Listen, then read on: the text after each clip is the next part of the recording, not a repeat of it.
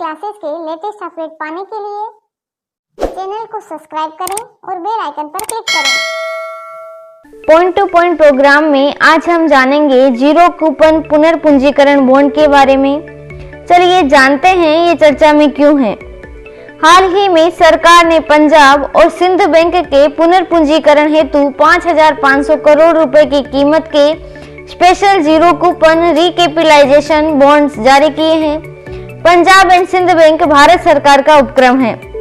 चलिए जानते हैं बैंक पुनर्पूंजीकरण के बारे में। इसका तात्पर्य है राज्य द्वारा संचालित बैंकों में पूंजी पर्याप्तता मापदंडों को पूरा करने के लिए उनमें पूंजी डालना। भारतीय सार्वजनिक क्षेत्र के बैंकों को 12% की पूंजी पर्याप्तता अनुपात बनाए रखने पर जोर दिया जाता है। CAR जोखिम भारित संपत्ति और वर्तमान देनदारियों के मध्य बैंक की पूंजी का अनुपात है। सरकार विभिन्न उपकरणों का उपयोग करते हुए पूंजी की कमी का सामना कर रहे बैंकों में पूंजी लगाती है।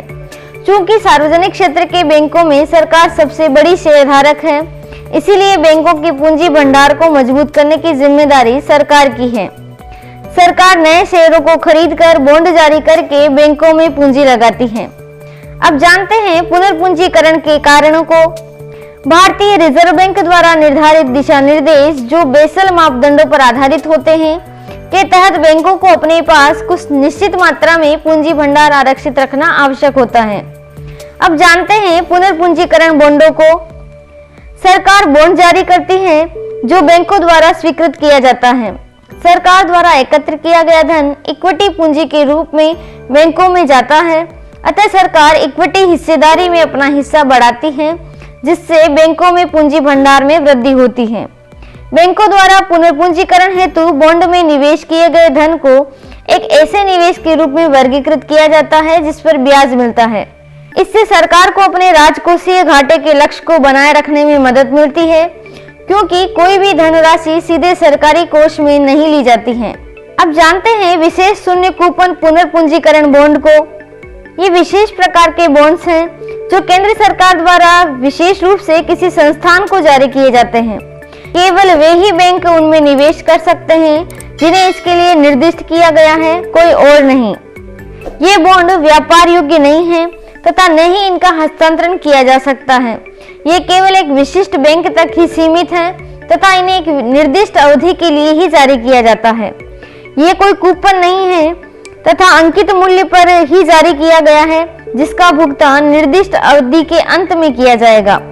कूपन निवेशक को एक बॉन्ड पर प्राप्त होने वाला ब्याज है। इन बॉन्ड को RBI के दिशा निर्देशों के अनुसार बैंक की परिपक्व प्रतिभूतियों की श्रेणी में शामिल किया जाता है। HTM प्रतिभूतियों की परिपक्वता अवधि के लिए खरीदा जाता है। ये ऐसे उपकरण हैं जिनमें विभिन्न पुनर्पूंजीकरण बॉन्ड शामिल हैं, लेकिन प्रभावी रूप से एक ही उद्देश्य को पूरा करते हैं तथा इन्हें RBI के दिशा निर्देशों के अनुरूप जारी किया जाता है। वित्तीय नवाचार।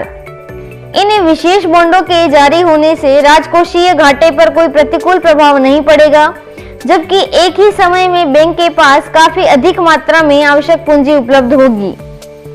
अब जानते हैं जीरो कूपन बॉन्ड को। इन्हें शुद्ध छूट बॉन्ड या डीप डिस्काउंट बॉन्ड के रूप में जाना जाता है।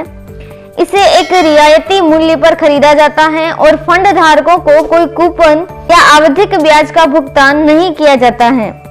जीरो कूपन बॉन्ड की खरीद मूल्य और परिपक्व अवधि के मध्य बराबर का अंतर निवेशक की वापसी का संकेत देता है। जीरो कूपन बॉन्ड सामान्यतः 10 से 15 वर्ष की समयावधि के लिए जारी किए जाते हैं। अब जानते हैं सामान्य और विशेष जीरो कूपन बॉन्ड के मध्य अंतर को। विशेष जीरो कूपन बॉन्ड समान रूप से ही जारी किए जाते हैं, परंतु उन पर कोई ब्याज प्राप्त नहीं होता है। सामान्य जीरो कूपन बॉन्ड पर छूट दी जाती है, इसीलिए वे तकनीकी रूप से ब्याज वहन करते हैं। अब समझते हैं बॉन्ड को। बॉन्ड एक निश्चित आय के साधन है जो एक निवेशक द्वारा किसी उधारकर्ता को किए गए ऋण का प्रतिनिधित्व करता है। दूसरे शब्दों में बॉन्ड निवेशक और उधारकर्ता के मध्य एक अनुबंध के रूप में कार्य करता है। अधिकांशतः कंपनियों और सरकार बॉन्ड जारी करती हैं, तथा निवेशक उन बॉन्ड को बचत एवं प्रतिभूति विकल्प के रूप में खरीदते हैं। इन बॉन्ड की एक अवधि होती है, इसे परिपक्व अवधि या मैच्योरिटी पीरियड कहते हैं। मैच्योरिटी पीरियड खत्म होने के बाद बॉन्ड जारीकर्ता कंपनी निवेशक को लाभ के एक हिस्से के साथ राशि का भुगतान करती है। HE क्लासेस के लेटेस्ट अपडेट के लिए चैनल को सब्सक्राइब करें और बेल आइकन पर क्लिक करें। धन्यवाद।